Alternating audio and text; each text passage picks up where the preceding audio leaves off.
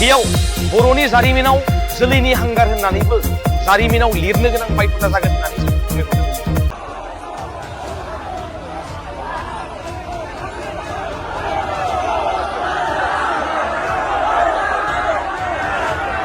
दिनैनि दिनाव जोङो सोरबा राजनिति दैदेनगिरिखौ जोङो मानि थाखाय बुंबाय थादों होननानै माखासे मानसिफोरा कुइसन खालामदों। नोंथांमोना नाय, बेयो मोनसे डेम'क्रेटिक मोनसे कान्ट्रि। बेयाव मोनसे डेम'क्रेटिक कान्ट्रियाव जोंहा रिप्रेजेन्टेटिभ थायो। जोंनि रिप्रेजेन्टेटिभआ जाबाय मोनसे बिटिसि गभर्नमेन्ट जोंहा जिहेतु दङ आरो बेजोंनो लोगोसे जोंहा माखासे जोंहा एमएलए दङ, माखासे जोंहा एमसिएलए दङ, माखासे जोंहा मन्त्रि दङ, माखासे जोंहा एमपि दङ। बिथांमोना जोंनि जानानै जोंनि सुबुंफोरनि थामोनथा आरो रैखाथिनि थाखाय बिथांमोना बाथ्राखौ बुंनो थाखाय नोंथांमोनखौ जों भट होनानै देरहाहोदों। सिदा खोथा बियो। आं नोंथांमोनखौ बुंहरबाय, जोङो नोंथांमोनखौ देरहाहोदों। आंबो भट होगिरि हिसाबै आंहा बुंनो हानायनि आंहा मोन्थाय दङ। मानो होननानै बुङोबा बेयो डेम'क्रेटिक कान्ट्रि। जोंहा फ्रिडम अफ स्पिच बयहाबो मोन्थाय दङ। बेनिखायनो आं नोंथांमोनखौ बुंदों, जोङो डेम'क्रेटिक कान्ट्रियाव बखबाग जानाय हिसाबै जोङो रिप्रेजेन्टेटिभनो जोङो भट होनानै नोंथांमोनखौ जों दैथायहरदों। जाहाथे नोंथांमोना जोंनि दुखु खैफोद, जोंनि गांनाय उखैनाय आरो जोंनि मान मर्यादाखौ नोंथांमोना जाहाथे बेयावहाय थांनानै जाहाथे उत्थापन खालामो, जाहाथे बेयावहाय जोंनि बाथ्राखौ जाहाथे लाखियो। बिनि थाखाय नोंथांमोनखौ जोङो भट होनानै देरहाहोनानै नोंथांमोनखौ जों हरदों। नोंथांमोना दिनैसिमबो ओंखारनानै मानो फंसेबो बाथ्रा बुङा? ग्रुप अफ मिनिस्ट्रिनि रिपर्टफोरखौ नोंथांमोना प्रेस मिटनि गेजेरजों नोंथांमोना जोंनि रायजोफोरनि गेजेराव मानि थाखाय फोरमायना होआ? 6.5आव 6.6आव माबायदि मेनसन खालामनानै दङ आरो बेजोंनो लोगोसे 2016नि जि एनअसिआ मा मोनसे एनअसि माबायदि हरनाय, बेफोरबायदि रिपर्टफोरखौ नोंथांमोना जोंनि गेजेराव मानो थाखाय बोर लानानै होआ? नोंथांमोना जोंनि गेजेराव मानो थाखाय रायजोफोरखौ मोनथिनो होआ? नोंथांमोनाथ' मोनथिहोनांगोन ना। नोंथांमोना प्रेस मिटनि गेजेरजों मानो फोरमायहरा अपेनलि? नोंथांमोनाथ' फोरमायहरनांगोन। आं बिनिखायनो बुंबाय थादों नोंथांमोनखौ, राजनितिकआव माखासे बेन्दोङाव थानानै बाथ्रा बुंनायनि थाखाय, बाथ्रा बुंनांगौ जानायनि थाखाय नोंथांमोना माखासे बाथ्राखौ नोंथांमोना बुंनो हाया। मानो होननानै बुङोब्ला राजनितिकआव मोनसे धोरोम, मोनसे जातिखौ लानानैल' बे राजनिति गेलेनाया जाया। मानो होननानै बुङोब्ला बयबो जनजातिनि भटखौ नांगौ, निस्सय नांगौ। बिनि थाखायनो दिनै बिटिसिआवबो नै जोंनि बर'फोरा सासन खालामगासिनो दङ, नङा होमबा? बेखौ जोङो मोनथिदों। नाथाय 6टा जनजातिनो एसटि होनायनि उनाव दि जोंनि राजनितिक मान मर्यादाया जुदि बिथांमोनाबो जुदि बखबाग खालामनानै जुदि बिथांमोनाबो जुदि लायोब्ला, जोंहा उनफबिसनाव 20 बोसोरनि उनाव, 30 बोसोरनि उनाव, 40 बोसोर, 50 बोसोरनि उनाव जोंनि मान मर्यादाया सोर थाहैगोन? बे बिटिसि सेक्रेटारियेटखौ, बिटिसि बायदिखौ सोर सालायगोन?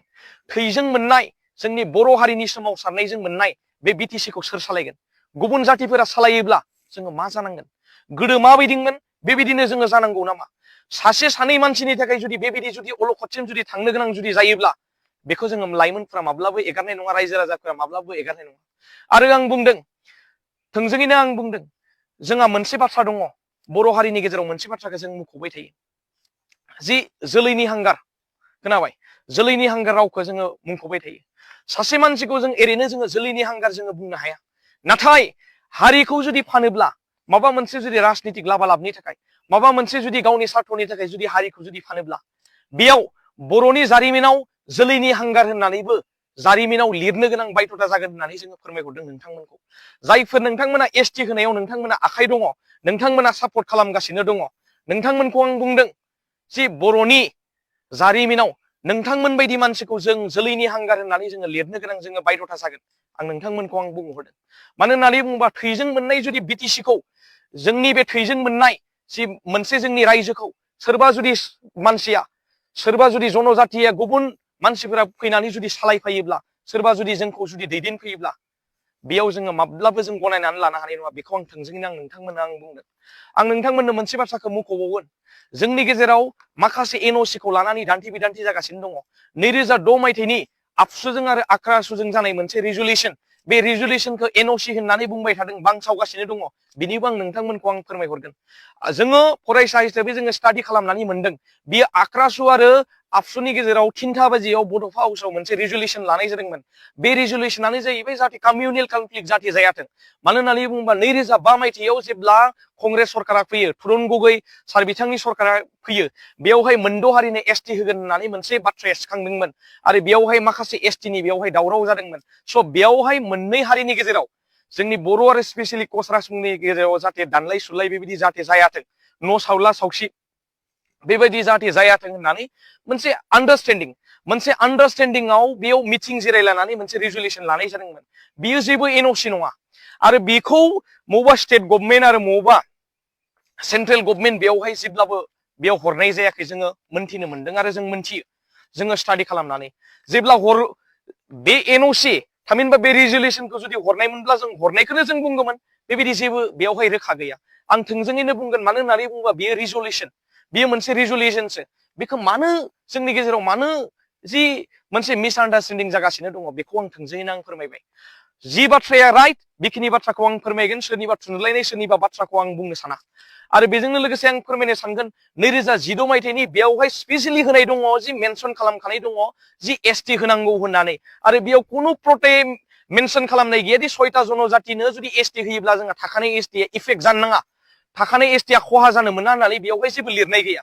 बिदिब्ला जोङो मा मोनसे बाथ्राखौ जोङो गनायनानै लागोन बेयावहाय जोंहा गोबां गेदेर कुइसन दङ रायजो नोंथांमोन फरायसा नोंथांमोन बेफोर कुइसनखौ जोङो सोंनांगोन आरो बिनिखायनो आं बुंदों जि ग्रुप अफ मिनिस्टारनि रिपर्टफोरखौ जोंनि सुबुंफोरनि गेजेराव मानो नोंथांमोना दैदेनगिरि नोंथांमोना जि मन्त्रि एमएलए नोंथांमोन आरो बेजोंनो लोगोसे जायफोर बिटिसिखौ सामलायबाय थादों आरो बेजोंनो लोगोसे माखासे एमसिएलए दङ माखासे एमएलएफोर दङ सोरबा इउपिपिएलआनो जा सोरबा बिपिएफआनो जा सोरबा बिजेपिआनो जा आं सोरखौबा इन्डिकेट खालामनानै आं बुंनो साना थांखिनानै आं बुंनो साना जायखिजाया नोंथांमोनखौ जों देरहा होदों भट होनानै नोंथांमोना मोनसे रिसपन्सिबिलिटिस दङ बेखिनि बाथ्राखौ नोंथांमोना मोनथिहोनायनि आरो बेजोंनो लोगोसे नोंथांमोना रिसपन्सिबिलिटिस दङ जे थाखानाय एसटिखौ थाखानाय जि जोंनि मान मर्यादा थामोनथा रैखाथिखौ नोंथांमोना बेबायदि एसटिखौ मोनद' हारिनि एसटि होनायाव सापर्ट खालामनानै जोंनि माखासे एसटिखौ नोंथांमोना दुखु अलखदसिम जि थामोनथा रैखाथि मोनसे सेतना बेतना गैयि मोनसे थासारि जिहेतु लांनाय गिरदों बेबायदि बेलायाव नोंथांमोना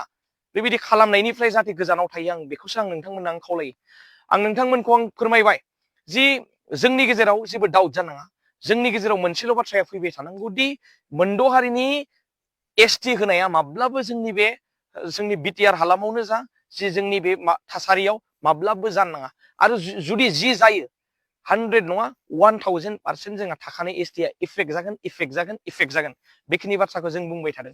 आं बिनिखायनो बुंदों बे एसटिनि बेरेखायै गसंनायावबो माखासे जुदि कुइसना जुदि सिखारोब्ला जोंनि गेजेराव बर'दो बर'सो जों बेयाव दावहा जुदि जानायगिरोब्ला बेयो मा मोनसे थासारिसिम थांगोन सासे जुदि मोजां बाथ्रा बुङोब्ला सैथो बाथ्राखौ जुदि बुङोब्ला जुदि सोरबा नांसुनिया मानसिफोरा जुदि लाखोमानो जुदि नागिरोब्ला गादबनानै जुदि दोननो नागिरोब्ला बेयाव बोरै जागोन बेफोरबायदि बाथ्रायाथ' जानो नाङा नङा होमबा आं बेनिखायनो आं थोंजोङैनो बुंदों जोङो माखासे बाथ्राखौ जों मोनथिनानै दिनै कुइसन खालामदों आरो माखासे बाथ्राखौ मोनथिनानै जों बाथ्राखौ बुंदों बेनिखायनो नोंथांमोनखौबो बुंहरदों साफ्रोमखौबो बुंहरदों आं आरो बेजों लोगोसे आखाइ खबजोबनानै आं रिकुवेस्ट खालामहरदों मोनद' हारिनो एसटि होनायनि एगेन्स्टआव जोङो साफ्रोमबो जों गसंनांगौ राजनिति दैदेनगिरि बिथांमोनाबो टेबोल गंसेयाव जिरायनानै नोंथांमोनाबो गसंनांगौ इन्टेलेक्सुयेल नोंथांमोनाबो गसंनांगौ समाज दैदेनगिरि नोंथांमोनाबो गसंनांगौ रायजो राजा नोंथांमोनाबो गसंनांगौ जोंबो फरायसा हिसाबै जों गसंगोन बेरेखायै गसंगोन आरो बेबायदि मोनद' हारिनि एसटि जुदि जोंनो जुदि जाबसिननानै जुदि होयोब्ला